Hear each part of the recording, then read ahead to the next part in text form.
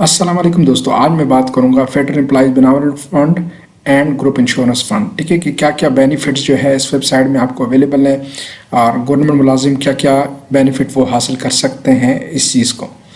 तो federal employees जो है इसमें अगर हम देख लें काफ़ी बेनिफिट्स हैं इसमें। अगर हम इस वेबसाइट को एक्सप्लोर करें, अगर हम यहाँ पे आ जाएँ वेलफेयर स्कीम में, ठीक है, तो आपको monthly benefit fund grant, sum assured, marriage grant, burial charges, lump sum grant, educational stipend or reimbursement of semester, annual fee, cash award on ऐसे राइट। दोस्तों, अगर आपने अभी तक चैनल को सब्सक्राइब नहीं किया तो चैनल को सब्सक्राइब करें। कंपटीशन, ठीक है, ये सारी बेनिफिट्स एक फेडरल एम्प्लॉयज़ वगैरह इस बेनिफिट्स को अवेल कर सकता है।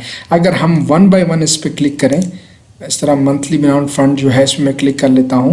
Basically benefit fund monthly grant जो कट रहा होता है फेडरल एम्प्लॉय से, इसमें जो बेनिफिट मिलते हैं एम्प्लॉय की दौरान मुलाजमत या रिटायरमेंट के बाद वफात पर, तो बेवा को कुछ बेनिफिट मिलते हैं वो ये अवेल कर सकते हैं। इसके बाद आ जाते हैं सम एश्योर्ड। ये अमाउंट जो है lump sum payment of sum assured is paid to the family of employ if he die during service.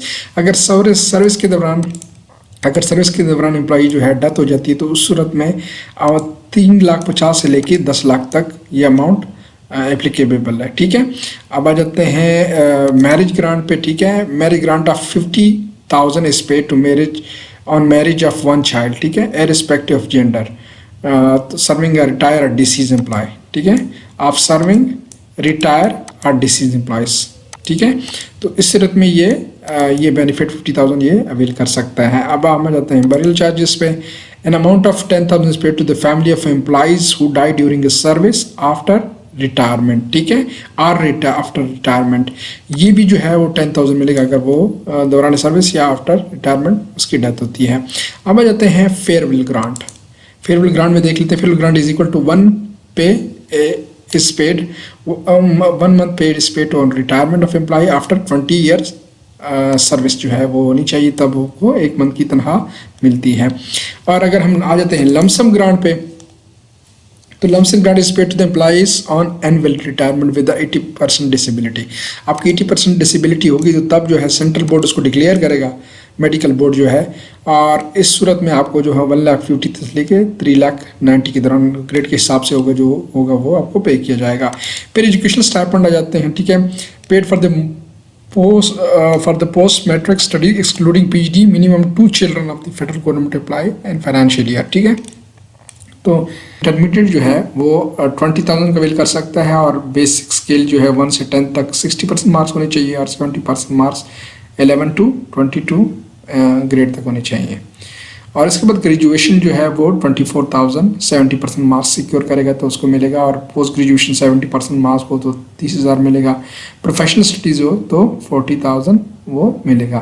तो ये बेसिकली फाइनेंशियल ईयर के हिसाब से आपको पे करेंगे, मतलब ईयर के हिसाब से आपको पर ईयर के हिसाब से आपको ये मिलेगा अगर आपने इतने नंबर सिक्योर किए हैं, उसके बच्चे ने एम्प्लॉय के बच्चे ने इतने नंबर सिक्योर किए हैं तो तब इसको इतना मिल सकता है।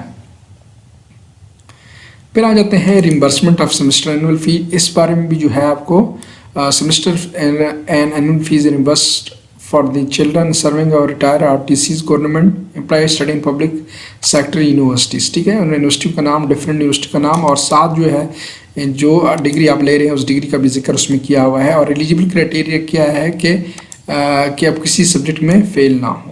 ठीक है, प्रोवाइड करें। गवर्नमेंट तलीमी इदारों में दर्ज झेल डिग्री प्रोग्राम में तालीम हासिल करने वाले तलबा को 1 लाख सालाना तक फीस की वापसी। ठीक है, तो ये डिग्री वगैरह आपके पास हो गई तो आपको उस हिसाब से पे किया जाएगा।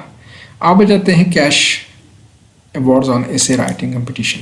ठीक है, इसमें एसे राइटिंग कंपटीशन जो कंडक्ट होती है उसमें जो है cash award is prescribed rate are paid on essay competition among children of the employee. Competition is held among the study metric at metric and intermediate cash awards are paid at the following rates.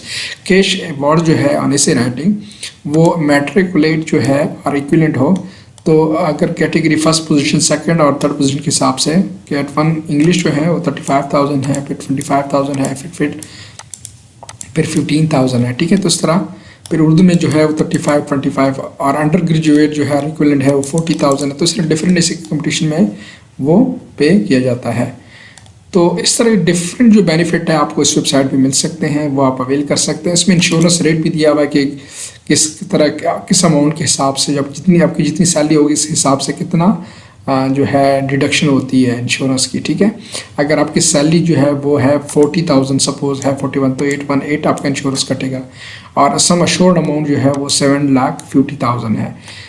अच्छा, अब आ जाते हैं इसमें मज़ीद जो है बिनाउंड fund, जिस तरह मैंने बताया बिनाउंड फंड जो डिडक्शन है वो भी इसमें दिया हुआ है। इसमें मैं क्लिक कर लेता हूँ तो ये डिडक्शन बिनाउंड फंड की भी सेम गिवन है। अगर हम इधर आ जाते हैं शेड्यूल में, तो आप देख सकते हैं कि 1 जुलाई 2013 से लेके ये बिनाउंड फंड इस तरह कटता है, ठीक है। तो ये भी जो है बेसिक पे और मिनिमम पे और मैक्सिमम पे जो कंट्रीब्यूशन है उसके हिसाब से मंथली करंट रेट जो है वो एलोकेट किया हुआ है इन्होंने। उम्मीद करता हूँ आपको ये वीडियो पसंद आई होगी। पसंद आने की सूरत में चैनल को ज़रूर सब्सक्राइब करें।